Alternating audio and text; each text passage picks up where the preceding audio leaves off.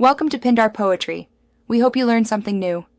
You start by importing the vocal file into Garageband and isolating the region with breath sounds.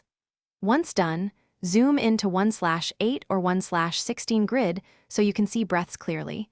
Make sure you're listening with good headphones. Normalize or set gain to a comfortable level so edits don't change perceived loudness. You're preparing the session so edits are precise and reproducible. Having a duplicate track or backup region prevents accidental data loss and keeps a reference of the original. Once the track is prepped, find each breath by looking for low-frequency, short waveform spikes between phrases. You can use strip silence to auto-detect gaps, but manually adjust thresholds so you don't chop consonants. Make sure attack and release settings are gentle.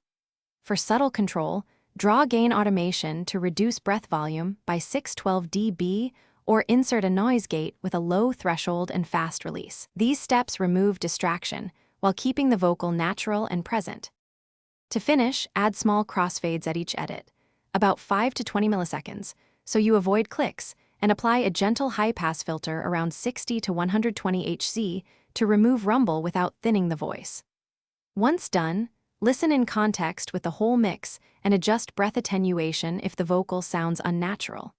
If you hear pumping or gating artifacts, make sure thresholds and release are relaxed, or restore the duplicate take and redo with milder settings.